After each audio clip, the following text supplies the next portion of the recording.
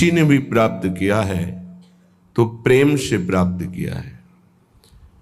अगर किसी को मोक्ष प्राप्त हुआ है तो प्रेम से ही। आत्मरति, रति कहते हैं प्रेम को। ज्ञानी को अभेद आत्मरति प्राप्त होती है और भक्त को अभेद होते हुए भी भेद प्रेम रति प्राप्त होती है। प्रेम के दोनों स्वरूप हैं, प्रिया प्रीतम, श्यामा श्याम। इनको बिना प्रेम के द्वारा न देखा जा सकता है न पाया जा सकता है, और प्रेम सबसे दुर्लभ वस्तु है। प्रेम प्राप्ति के लिए मरना होता है, मैं को मारना होता है, मन को मारना होता है, इंद्रियों को मारना होता है, संपूर्ण जगत से अपनापन हटाकर एकमात्र आराध्य देव में जहां अपनापन हुआ तहां प्रेम होता है। अपनापन अपनी तरफ से प्रभु के लिए संपूर्ण व्यक्ति वस्तु स्थान से समेट कर वहां लगाना होता है, यही साधना होती है। फिर जो रंग आता है वो आराध्य देव की तरफ से आता है। संपूर्ण शरणागति आराध्य देव की तरफ से स्वीकृत होते ही वो दिव्य आनंद में डूब जाता है।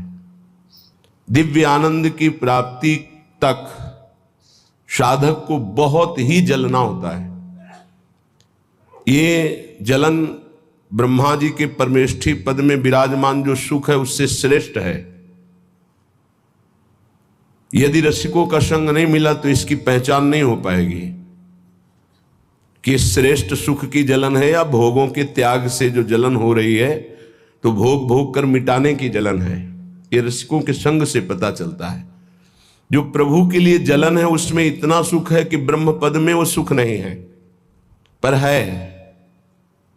जो मैं ऐसा जानती प्रीति किए दुख होए, तो नगर ढिंढोरा पीटती अजी प्रीति न करियो कोई। मीरा जी कहे, मैं सबको बता देती कि ये श्री कृष्ण से प्रेम मत करना, क्योंकि ये प्रेम प्रतिपल मिले हुए भी मिलन की आकांक्षा तड़पाना, विकल कर देना, संपूर्ण वृत्ति को एकाग्र कर देना, संपूर्ण वृत्ति को रस में डुबो देना, और सतरति सतरति सा लोकांतार्यति, ऐसी सामर्थ्य प्रदान करना। आप ऐसा समझ लीजिए कि लोहे में काटने की ताकत नहीं, पर लोहा जब अग्नि में तपाकर और घन के द्वारा प्रहार किया जाता है तो वही तीक्ष्ण धार वाला अस्त्र बन जाता है। पर तपाना और तत्काल निकाल कर पानी में डालना, फिर घन की चोट पहुंचाना, फिर रगड़ कर उसकी धार बनाना, तब वो अस्त्र बनता है। ऐसे ही मिट्टी खोदना और उसको मार मार करके कहीं एक भी कण न रहने देना, फिर पानी डालकर उसको रौंदना, फिर उसको मुलायम करके चाक पर चढ़ाना, फिर उसको आकार देना, फिर उसको धूप में तपाना, फिर अग्नि की ज्वाला में तपाना, फिर उसमें रस रखने की सामर्थ्य आ जाती मटकी में। ऐसे ही जीवन उपासक का होता है। ऐसी मार पड़ती है काम क्रोध लोभ मोह मद मत्सर की, सब उसे सहना होता है। सुख दुख को समान भाव से सहते हुए, निरंतर नाम जप करते हुए, अपने नाम को बचाते हुए पचाते हुए जब आगे बढ़ता है तो प्रेम मूल यह नाम है। प्रेम प्रकाशित होने लगता है। जो सुख भगवत प्रेम में है वो ब्रह्म बोध में भी नहीं है।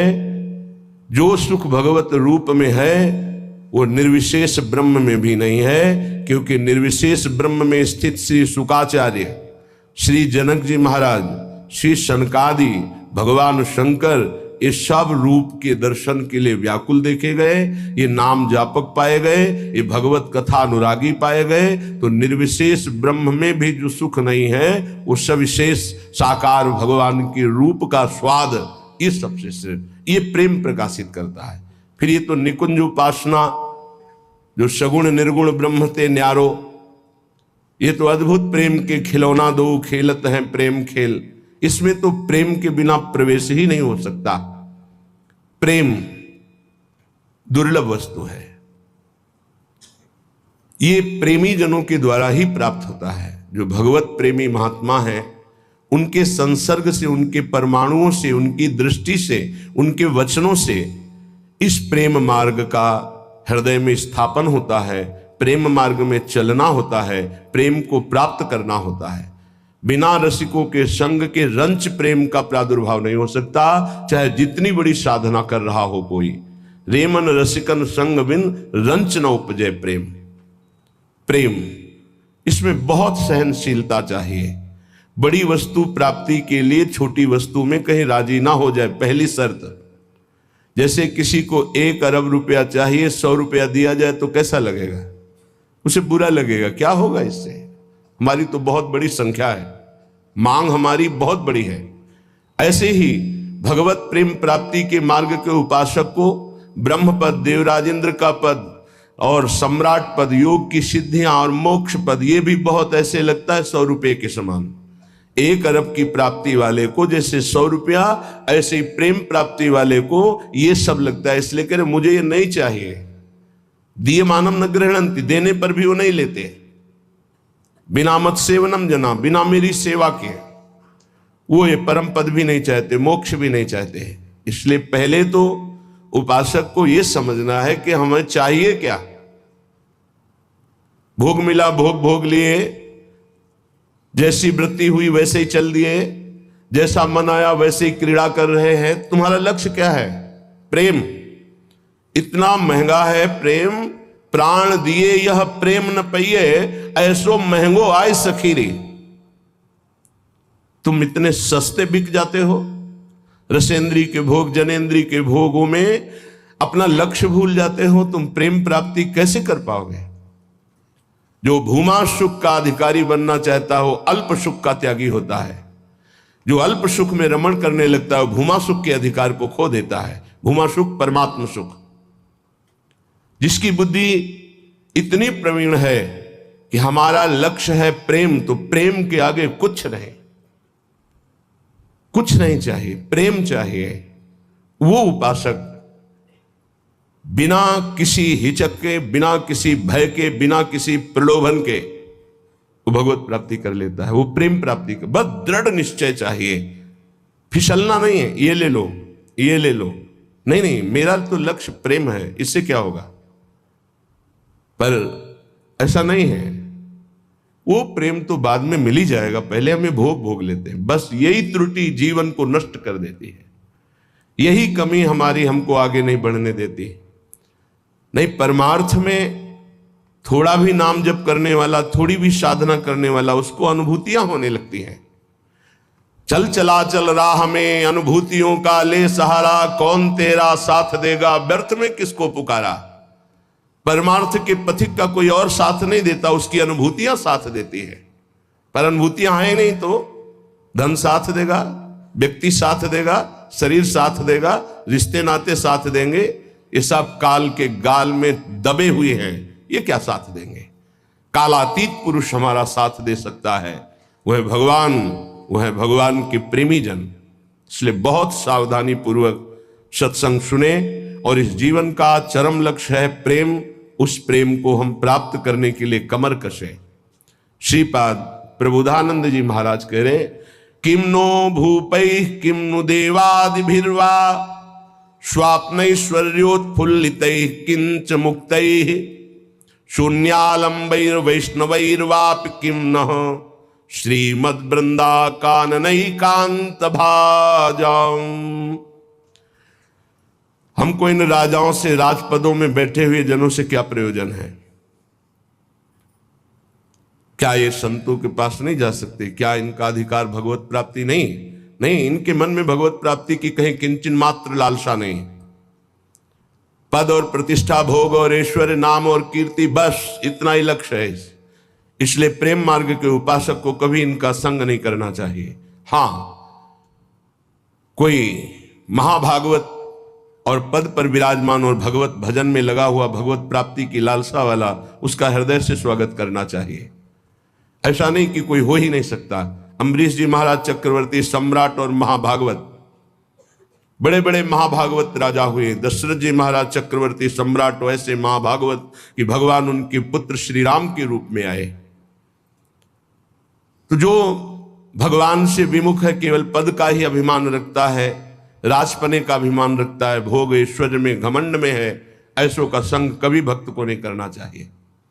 अभिमानिन ते न्यारे, भूत भविष्य लोक 14 में भये होए हरि प्यारे, 300 व्यवहार हमारो अभिमानिन ते न्यारे। किमनो भूपई, मुझे क्या प्रयोजन है। एक ब्रज के भक्तों के चरित्र में आता है, एक संत की कुटिया पर राजा दर्शन करने के लिए गए तो वो भिक्षा मांगने गए थे। दूर से उन्होंने देखा बड़ा राजा का वैभव, हाथी घोड़ा सब, लोगों से पूछा है क्या है, बोले राजा दर्शन के लिए। भागे और गांव में गए और कहा हमारी कुटिया में आग लग गई है, जल्दी बचाओ जल्दी बचाओ। गांव के लोग भागे, वहां गए तो देखा राजा समझ गए। उन्होंने हाथ जोड़ा और कहा महाराज क्षमा चाहते हैं, पर वो महाराज तो भाग गए, ऐसा कहकर वो दर्शन नहीं देंगे, आप चले जाइए यहाँ से। यदि आप अपना मंगल चाहते हैं तो महात्मा को कष्ट मत दीजिए, वो आपसे मिलना नहीं चाहते, आप चले जाइए यहाँ से।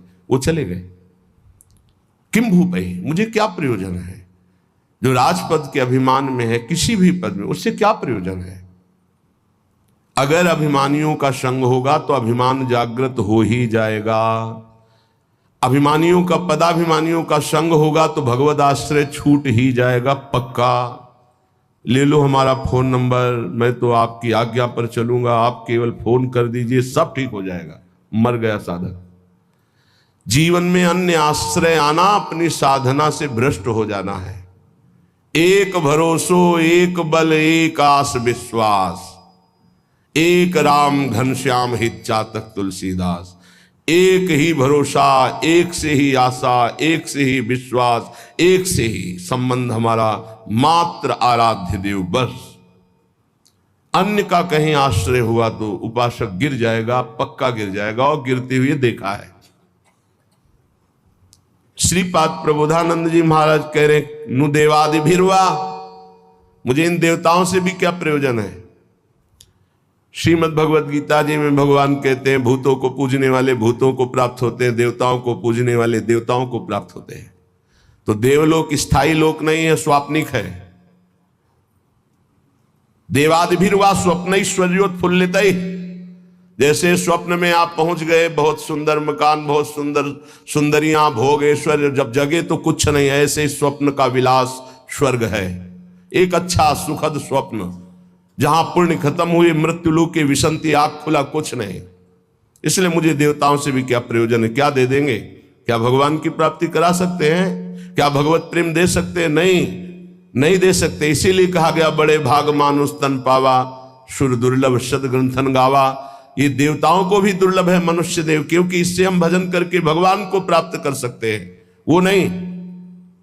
श्रीपाद कह रहे, शून्यावलंबीर, कुछ आराधना करने वाले ऐसे हैं कि शून्य की उपासना करते हैं। अरे ध्यान ही करना है तो सच्चिदानंद भगवान के नाम रूप का ध्यान करो, समय सार्थक हो जाएगा। किम वैष्णवैर्वापि, वैष्णव धाम वैकुंठ से भी हमारा क्या प्रयोजन है। ये तो सखाओं को पसंद नहीं आया। जब सखाओं ने जाना, नंद बाबा को वरुण के पार्षद ले गए थे, और श्री कृष्णचंद्र जो जब उनको मुक्त कराने के लिए गए, तो जो लोकपाल वरुण ने साष्टांग दंडवत की और अर्घ पूजा और उपासना, वो नंद बाबा ने देखी। मेरे लाला को बड़े बड़े देवता लोकपाल दंडवत कर रहे हैं। और स्तुति जब की तो सुना नंद बाबा ने, तो आके ब्रजवासियों से बताया, मेरा लाला तो भगवान है। सखाओं ने कहा, क्यों कन्हैया तू भगवान है? बाबा कह रहे थे तू भगवान है। तो भगवान है तो वैकुंठ दिखा। भगवान श्री कृष्णचंद्र जो मुस्कुराए अपने भोले सखाओं की बात सुन, तो ये ब्रह्म हृदय है, स्नान करो इसमें, फिर हम तुम्हें वैकुंठ का दर्शन कराएंगे। जीव ही डुबकी लगाई, पहुंच गए वैकुंठ। वहां भगवान की दिव्य चतुर्भुज पार्षद, और दूर सिंहासन में इंद्र नीलमणि कांति चतुर्भुज भगवान श्री के सहित विराजमान है, लक्ष्मी जी के सहित विराजमान है। वो कांप गए वैभव देखकर। पार्षदों ने रोक दिया। अरे बोले, मुझे ऐसे के पास जाना ही नहीं, मेरा कन्हैया तो सिर्फ मेरा है। और एकदम व्याकुल हुए कहा, नहीं चाहिए मुझे वैकुंठ। और डुबकी से बाहर हुए, देखा मेरा कन्हैया मुस्कुरा रहा है। बोले प्रभु, चरणों में गिर गए, कहा कभी वैकुंठ मत भेजना, मुझे ऐसे वैकुंठ में नहीं जाना जहां आपसे इतनी दूरी हो, जहां ऐसा वैभव नहीं, मेरा कन्हैया जिसके साथ हम खेलते हैं। तो ये तो सखा भाव की बात है, फिर ऊपर के भाव में कौन स्वीकार करेगा ऐसे वैभव को? वैकुंठ के भी वैभव को नहीं स्वीकार करना, ना श्रीमत, ना किसी वैभव ऐश्वर्य सिद्धियों को स्वीकार करना। तब वृंदा कानन एकांत भाजाम, तब वृंदावन के एकांतिक प्रेम की प्राप्ति होती है। एकांतिक, प्रिया प्रीतम, श्यामा श्याम। तो अभी आप कहते हो मुझे मोक्ष नहीं चाहिए, वैकुंठ नहीं, 500 रुपया में प्रभु को भूल जाते हो, वैकुंठ की बात करते हो। मोक्ष जानते हो किसे कहते हैं? अभी जाना ही नहीं मोक्ष किसे कहते हैं। जरा से लौकिक सुख में तो घुटने टेक देते हो, मोक्ष सुख के त्यागी कैसे हो गए? ये जो त्याग की बात है, ये उन भजनानंदियों की जिनकी स्थिति में आ चुके हैं। वो चाहे तो वैकुंठ मिल जाए, चाहे तो योग की सिद्धियां मिल जाए, चाहे तो मोक्ष मिल जाए, वो उनका त्याग किए हुए हैं। पहले मर्त सुखों का तो त्याग कर दो, मृत्यु लोक के सुखों का तो त्याग करो अंदर से, तब ऊपर के सुख अपने आप तुमको दिखाई देने लगेंगे। श्रीपाद कह रहे हैं, शम सर्वेशाम प्रयासेन दात्री द्वित्रैकांति प्रेम पात्रैक पात्री आनंदात्मा शेष सत्वा निधात्री श्री वृंदाटव्यस्तु मेंधस्य धात्री। आयास प्रयास से जो सुख मिलता है वो अल्प होता है। जो आप प्रयास करते हो उसे कर्म कहते हैं। कोई भी कर्म प्रारंभ और अंत वाला होता है, तो किसी भी कर्म का फल अनंत नहीं हो सकता। वो प्रारंभ और अंत वाला ही सुख देगा। अनंत सुख की प्राप्ति कर्मों से नहीं होती, कर्मों के त्याग से होती है। जो अपने साधन का भरोसा नहीं रखता है, इष्ट का भरोसा रखता है और खूब साधन करता है, ये दो बातें समझ में नहीं आएंगी। जब हम अहम से साधना करते हैं तो साधना का सुख भोगते हैं। आज हमने परिक्रमा की, आज हमने ये किया, आज हमने ये किया, वो अहम हर्षित होता है, हर्षित होता है। ये भगवत प्राप्ति नहीं करा पाएगा, क्योंकि जब तक अहंकार है तब तक भगवत प्राप्ति नहीं होती। इसीलिए सर्वेषु साधन वरेश चिरम निराशा। साधन हो रहा है पर मुझे कृपा का भरोसा है लाडली की। ये प्रायः साधक ना समझ पाने के कारण कहते हैं जब कृपा से हो जाएगा तो साधन करने की जरूरत क्या है, तो असाधन करोगे। तो कृपा प्राप्ति के लिए मन कर्म वचन छाण चतुराई भजत कृपा करिए रघुराई। मन कर्म वचन त्रिशुद्ध सकल मत हम श्री ही हरिवंश उपासी। वृंदावन में विराजमान सहचरियों के मध्य में प्रिया प्रीतम की रात दिन सेवा भजन उपासना परिक्रमा ये सब कर रहे हैं, पर हमें भरोसा लाडली का है, अपने साधन का नहीं है। इस साधन से लाडली मिलेंगी ऐसा नहीं है, नहीं, ये तो सब हो रहा है उनकी कृपा से, पर मुझे भरोसा है मेरी लाडली अपनी कृपा से मुझे मिलेंगी। ये जल्दी समझ में नहीं आता, जब तक अहंकार है समझ में नहीं आएगा, आगे समझ में आ जाएगा। करते रहो, जब कृपा हो जाएगी, अहंकार गलित होगा, तब ऐसा अनुभव होगा। तो दुत्रैकांति, 2 या 3 ऐसे लोग पाए जाते हैं। भाव समझना, कह रहे पूरे विश्व में ये बहुतायत अंगुलियों से नहीं गिने जाते प्रेमी जन, जिनको न राजाओं से मतलब है न देवताओं से मतलब है। वो स्वाप्निक सुख, जो स्वर्गलोक आदि के सुख है उनसे मतलब नहीं है, जो मोक्ष से भी मतलब नहीं रखते, जो वैष्णव धाम वैकुंठ से भी मतलब नहीं रखते, वृंदावन की एकांतिक कुंज में बैठे हुए श्यामा श्याम का जस गा रहे हैं, श्यामा श्याम के लिए रुदन कर रहे हैं, जिनका आयास प्रयास से प्राप्त होने वाले सुख की कोई आकांक्षा नहीं है, ऐसे दुत्रैकांति, 2 या 3, सरल भाषा में समझिए, जो कहो हरिवंश रस बिरलो समझन हार, एक दोई जो खोजिए पाई सब संसार। संपूर्ण संसार में एक दो है। एक बार भगवान वल्लभाचार्य जी से उनके एक प्रिय धनी शिष्य ने कहा, आज हमारी इच्छा है कि 100 विद्वान ब्राह्मणों को भोजन कराएं।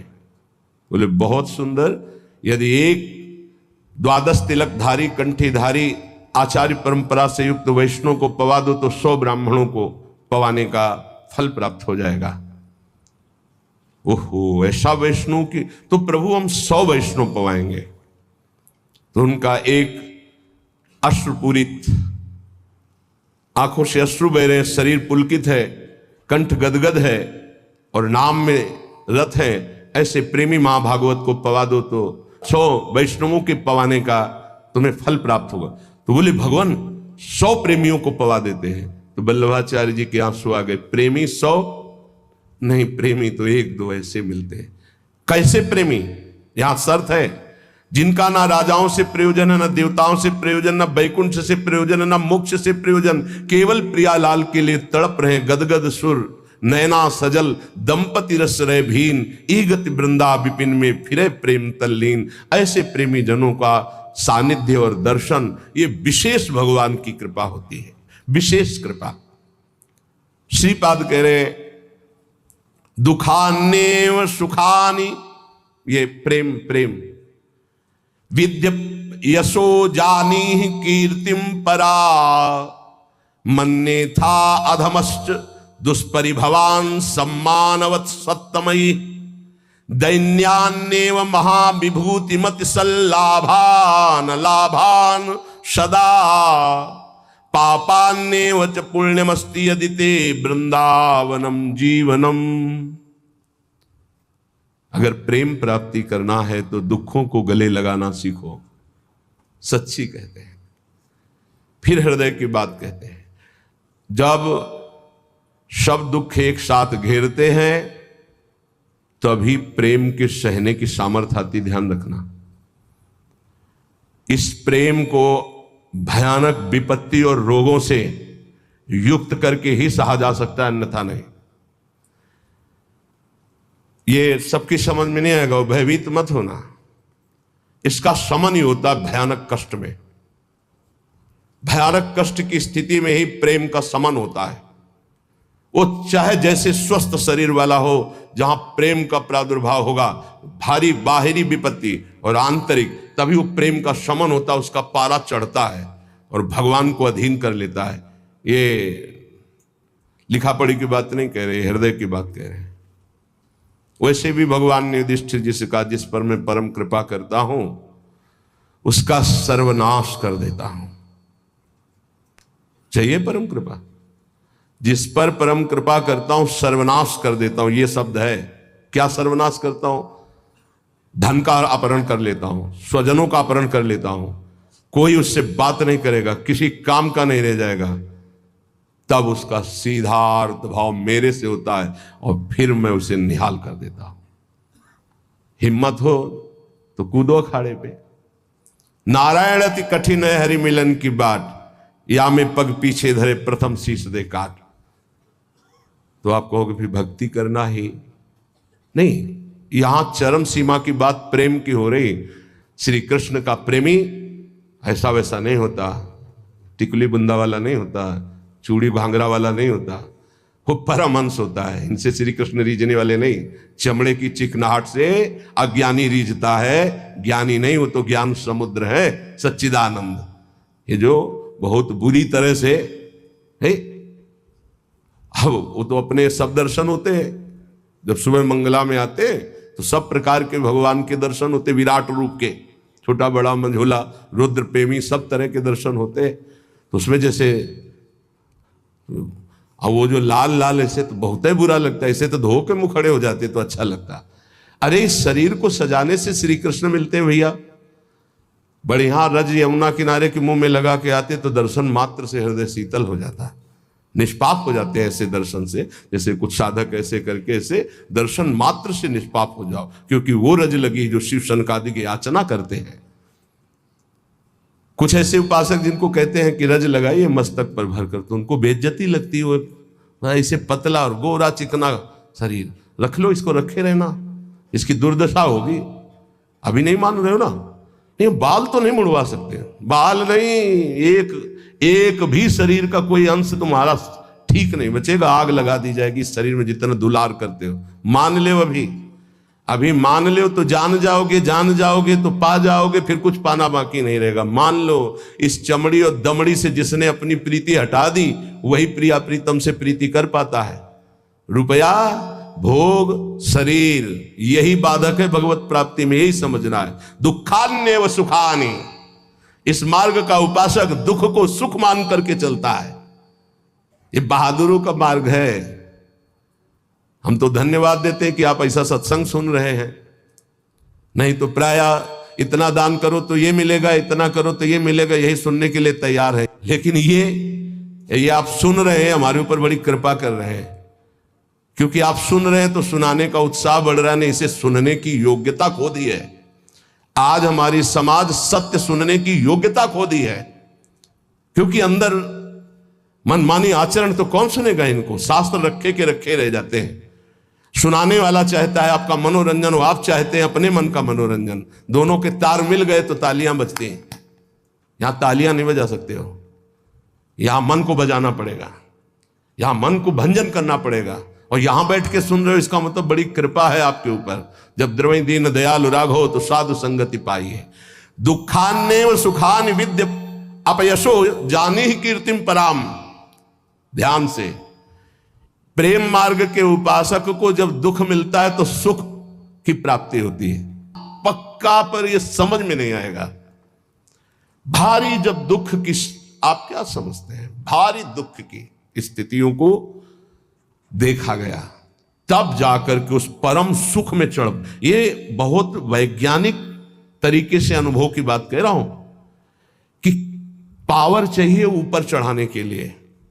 जैसे कोयला झोंका जाता है, उससे अग्नि बनती थी, तब इंजन में पावर से वो रेल चलती थी। बाष्प भाप जो है बटलोई के ढक्कन को उठा दिया, उसके ऊपर उसने 100 ग्राम वजन में उसको उठा दिया, फिर आधा किलो वजन रखा, उसको उठा दिया। उसी से उसको लगा कि इससे तो बहुत बड़ा कार्य किया जा सकता है। तो ये कक्षा 4-5 की कक्षा में पढ़ाया गया था कि वो इंजन का निर्माण किया, कोयले की इंजन, उसी से रेल बनी। उसका हमें नाम स्मरण नहीं है, जेम्स वाट, हाँ ऐसे कुछ नाम। तो ऐसे ही आप बिल्कुल ऐसे ही समझिएगा। जब साधक के जीवन में दुख की भारी चारों तरफ, तो उसकी अध्यात्म शक्ति जागृत होती है, हर भरोसा टूट जाता है। एक भरोसा केवल श्री भगवान का, तो वो पावर से उसके मन की गति परमात्माकार हो जाती है।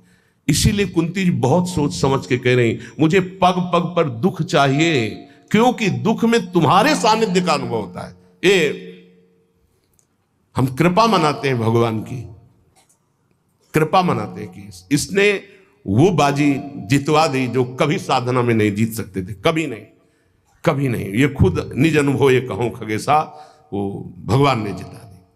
इसीलिए बड़े बड़े महापुरुषों के चरित्रों को पढ़ के देखो, प्रतिकूलता का जाल बिछ जाता है उनके जीवन में। भगवान ऐसा क्यों करते हैं? अध्यात्म की जितनी ऊंचाई पर चढ़ा हुआ महापुरुष है, उतनी भारी कसौटी कसी गई। संपूर्ण आश्रय भरोसे सबका नाश होकर एक भरोसा केवल प्रभु, वहीं जो दिव्यता होती वो वहीं होती। ये पढ़ने से लिखने से साधन, यह गुण साधन ते नहीं हुई, तुम्हारी कृपा पाओ कोई। यदि तुम्हारे जीवन में विपत्ति, दुख और संकट घिर जाए तो भगवान को कोसना नहीं, इसलिए हम बता रहे हैं। ये वो स्थिति प्रदान करने के लिए है जो तुम कभी किसी साधना से नहीं प्राप्त कर सकते। दुखान्य और सुखानी, जब दुख आए तो जान लेना कि सच्चे सुख की प्राप्ति का अवसर आ गया है। एक श्रीमद् भागवत में प्रसंग है तितिक्षु ब्राह्मण का। उसने कभी भी धर्म नहीं किया था, जीवन भर धन कमाया, परिवार का खूब विस्तार था, कंजूस स्वभाव का था, खूब पैसा एकत्रित करता, परिवार को भी नहीं सुख सुविधाएं देता, ना स्वयं लेता। जब हम धर्म नहीं करते हैं तो एकत्रित किया हुआ धन विविध प्रकार से नष्ट हो जाता है। इसलिए बुद्धिमान वही है जो अपने धन का सदुपयोग कर ले। जमा करना केवल उसका लक्ष्य नहीं, उसका सदुपयोग होना। धन्य है जिन्होंने धन का सदुपयोग कर लिया। उसने सदुपयोग भी नहीं किया, ना तो शरीर में ना देवी संपदा की प्राप्ति में, ना किसी धर्म में। अचानक आग लग गई, धन नष्ट हो गया। परिवार वाले वैसे ही घृणा करते थे क्योंकि सुख सुविधा, साफ छोड़ दिए, उसे निकाल दिए घर से। संपत्ति का नाश, कोई मित्र नहीं, कोई व्यवहारी नहीं। बड़ी अद्भुत घटना श्री कृष्णचंद्र जी उद्धव जी को सुना रहे। अब उसके मन में आया कि अरे पूरा जीवन जिस परिवार के लिए कोई मेरा नहीं, जो धन कमाया वो तो भस्म हो गया, अब क्या, शरीर तो वृद्ध है, अब क्या। तो हाथ उठाया और कहा, हे भगवान, अगर मेरी आयु अब कुछ भी है तो आज से मैं संकल्प लेता हूं मेरा जीवन आपके लिए। और इतना बड़ा महात्मा हुआ कि भगवान उसका यश गा रहे, पर देख लो उसके लोग उसको थूकते, पीटते, मारते, उसको सह करके वो ऐसा ब्रह्म ऋषि बना कि भागवत में उसकी चर्चा है। दुख भगवान की प्राप्ति निश्चित करा देता है यदि आप उबे ना तो। श्री स्वामी ओंकारानंद सरस्वती जी महाराज कह रहे थे, मेरे अंदर कोई भजन की कभी वृत्ति नहीं थी। मैं एक कपड़े का व्यापारी, नई अवस्था, आसपास कपड़े की दुकान थी, मेरी दुकान ज्यादा चलती थी। उन लोगों ने हमसे द्वेष कर लिया और रास्ते में घेर करके हमें बहुत मारा, जूतों से, थप्पड़ से, खून खच्चर कर दिया। जब मैं घर गया कपड़े भींजे हुए खून से, परिवार वाले बहुत रोए कि ऐसा, मैं कुछ किसी से नहीं बोला, सह गया। पर उन लोगों में एक था बहुत ही दुष्ट, उसने 2-3 दिन बाद फिर अकेले मुझे मारा। तब मेरे दिमाग में आया कि कब तक पीटता रहूंगा, अब इसको मैं मारूंगा। तो व्यापारी था ही, मैंने करौली खरीदी, उन्हीं के बिल्कुल यथावत शब्द, करौली खरीदी, और रास्ते में जहां मुझे पीटा था वहीं खड़ा हो गया। अब वो तो पीटने वाले थे, उनको डर तो था नहीं, उनको पता नहीं था कि मैं किस भाव में खड़ा हूं। जे भी हुआ है मैं दौड़ पड़ा, मार करौली, उनको मार डाला, उसको मार डाला। और मार करके मैं कोतवाली पहुंचा और वहां आत्मसमर्पण कर दिया, बिना किसी गवाही के। मेरी ही गवाही में मुझे तन्हाई की सजा दी गई, जब तक न्याय ना होगा तब तक तन्हाई की सजा। और उसमें था कि आसपास कीलें लगी थी, बस केवल खड़े हो सकते हो, बैठ सकते हो, ना इधर ना इधर, बिल्कुल सीधा। जब वहां पहुंचा तब सोचा कि अरे ब्राह्मण के घर जन्म मिला और ये जीवन ऐसे कटेगा, ये तो भारी पाप हो गया हमसे। बस हाथ उठाया उसी तन्हाई में और कहा, एक बार मुझे अवसर दिया जाए, हे परमात्मा, हे परमेश्वर, मैं आजीवन आपका भजन करूंगा। ब्याह हुआ नहीं था, अब निकलने का कोई साधन नहीं। कुछ दिन तन्हाई के बाद जब बाहर उनको बैठाला गया, उन्होंने संकल्प किया, न पानी पीऊंगा, न भोजन पीऊंगा, प्राण त्याग दूंगा। अगर जीवित रहा और मुझे मुक्त अवस्था मिल गई तो मैं आजीवन संन्यास लेकर भगवान का भजन करूंगा। ऑफिसर आते, डंडे से मारते, थप्पड़ मारते, लातों से मारते, पर ना मैं बोलता, ना मैं पानी पीता, ना भोजन करता। दृढ़ संकल्प। अब ये चर्चा का विषय बन गया तो बोले बड़े अधिकारी कोई थे, वो आए और कहा हम एकांत में इससे बात करेंगे। तो हमसे कहा कि बोलो, क्या बात है, क्या तुम निर्दोष हो, तुम्हें फंसाया गया है, तुम स्पष्ट बता दो, मैं तुम्हें वचन देता हूं कि मैं तुम्हारा सहयोग करूंगा। मुझे लगा कि भगवान मेरा सहयोग करने आए। मैंने आंख उठाई और कहा, श्रीमान आप जो भी है मुझे पता नहीं, पर मैं आपसे प्रार्थना करता हूं कि अगर मुझे छूट दे दी जाए तो मैं आजीवन संन्यास लेकर भजन करना। बोले पक्का? बोले हाँ। बोले आपकी रिपोर्ट में तो आपने ही कहा है मैंने कत्ल किया है, अब आपको एक सत्य के लिए झूठ बोलना पड़ेगा, मैं आपको बचा लूंगा। आपको बोलना पड़ेगा दबाव में मुझसे कहलाया गया, मैंने कुछ नहीं किया। बोले बोल दूंगा। और बोले ऐसा विधान बना, मैं मुक्त हो गया, घर नहीं गया, सीधे सन्यास लेकर। और वो परम 90 वर्ष की अवस्था की बात कह रहा हूं, उनसे जब मिले, वो ब्रह्माकार स्थिति, उस दुख घटना ने उनको एक ब्रह्मलीन महापुरुष बना दिया। दुखान्य व सुखाने, दुख परम सुख प्रदान करने वाला पक्का। विद्य अपयशो जानी कीर्तिम परा। यदि तुम्हारी निंदा हो रही है तो तुम प्रेम मार्ग के पथिक हो, नाच पड़ो, तुम्हारा मंगल हो गया। क्या? तुम्हारी सारी अशुभ वृत्तियां नष्ट हो जाएंगे, तुम्हारी विमल कीर्ति का प्रकाश होगा, विमल कीर्ति का। ये रहस्य है। जब तुम्हारी निंदा हो तो आनंदित हो जाओ, जब दुख हो तो जान लो परम सुख की प्राप्ति का मार्ग खुलने वाला है। पर बहुत धैर्य की जरूरत है, बहुत धैर्य की जरूरत। मन्ने था अधमश्च दुष्परिभवान सम्मानवत् सत्तमयी। अधम पुरुषों द्वारा किया हुआ प्रहार और अपमान, तू उसे महान सम्मान के समान गले लगा ले, क्योंकि तुझे प्रेम प्राप्त करना है प्रेम प्राप्त करना। दुख को महान सुख प्राप्ति का हेतु समझकर सहजा, निंदा को विमल कीर्ति के समान सहजा तो विमल कीर्ति हो जाएगी। और नीच पुरुषों द्वारा, अधम पुरुषों द्वारा किया हुआ अपमान प्रहार, उसे गले लगाओ।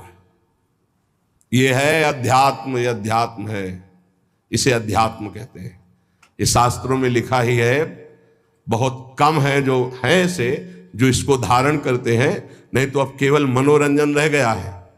चर्चा का मतलब मनोरंजन रह गया है, जिससे तालियां बजे, जिससे मनोरंजन हो, वाहवाही हो, बस यही रहे। बोलो इसमें वाहवाही, बजाओ इसमें तालियां, बजा सकते हो तालियां? वाह वाह वाह नहीं बजा सकते, होश उड़ जाएंगे। दुखान्य व सुखाने, ये सब अध्यात्म है। विद्या अपयसो जाने कीर्तिम पराम, ओठ सूख जाएंगे जब धारण करने की सोचोगे। अध्यात्म। दैन्यान्यव महाविभूति मति सल्लाभान लाभान सदा। दैन्य ये महाविभूति है वैष्णव की। वैष्णव के पास संपत्ति क्या है? दैन्य। यही दरबार दीन को आदर रीति सदा चली आई। दैन्य। दैन्यान्यो महाविभूति मति सल्लाभान लाभान सदा। अलाभ को परम लाभ जानकर दैन्य भाव से मान अपमान दुख सुख जो भी परिस्थिति निंदा स्तुति सबको चीरता हुआ जो नाम जप करता हुआ आगे बढ़ता है, तो कह रहे वृंदावनम जीवनम, उसके जीवन में दिव्य वृंदावन का प्रकाश हो जाता है। भक्ति के सारांश में वर्णन करते हैं 64 अंग हैं। यदि ये 64 अंग भक्ति के संपूर्णतया हृदय में प्रकाशित हो जाए तो प्रेम अपने आप जागृत हो जाएगा। पहले एक उपासक ने प्रश्न किया कि हम कभी ये जपते हैं, कभी ये जपते हैं, कभी इनकी सेवा करते हैं, कभी इनकी सेवा करते हैं, बड़ा मन चंचल और दुविधा में फंसा रहता है, क्या करूं?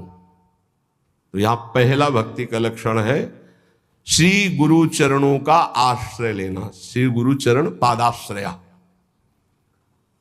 जब हम गुरुदेव के चरणों का आश्रय ले लेते हैं तो ये प्रश्न ही नहीं बनता जो वो प्रश्न कर रहे थे।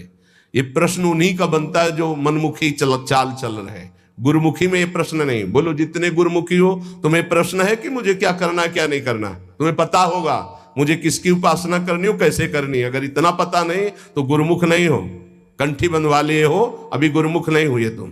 गुरुमुख वही जिसका समाधान हो चुका है। क्या समाधान? मेरे आराध्य देव श्री प्रिया प्रीतम, उनकी उपासना ये पूरा पता है, अब उसमें कोई मिलावट की जरूरत नहीं। इसलिए भक्ति के प्रथम अंग का श्री गुरु चरणों का आश्रय,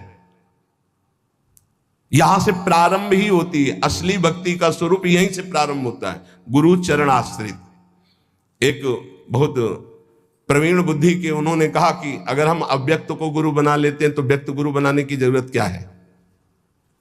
पकड़ो, अव्यक्त वाणी चल रही, यहां वाणी है अव्यक्त, पकड़ो उसको, पकड़ के दिखाओ।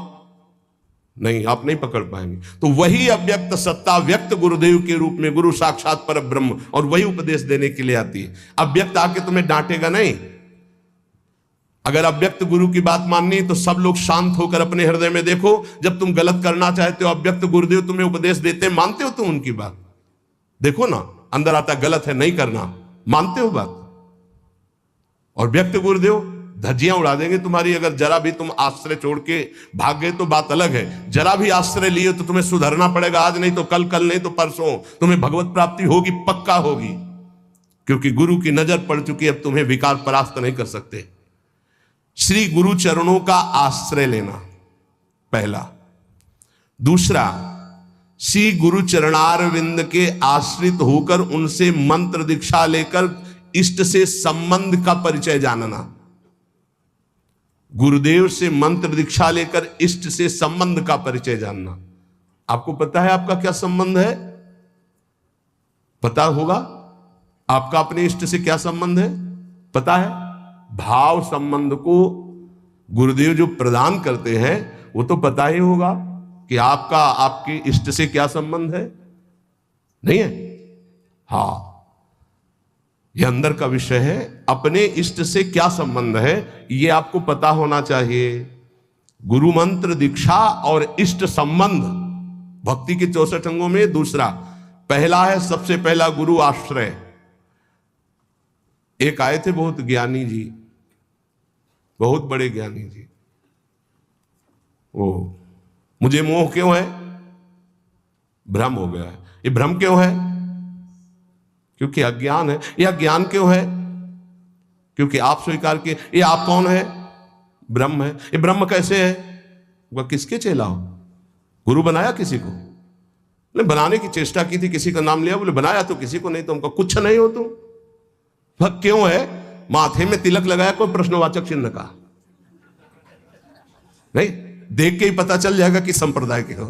नहीं चल रहे क्यों संप्रदाय के हो? नहीं, आप किस संप्रदाय के? बोले क्यों? किसके चेला हो? बोले क्यों के? तो ऐसे एक प्रश्नवाचक चिन्ह नहीं होता, तिलक लगाया करो प्रश्नवाचक चिन्ह का, दूर से पता, दूर से डर जाएगा लोग कौन संप्रदाय बोले क्यों वाला है। बच्चों इसका समाधान नहीं है। क्यों क्यों क्यों?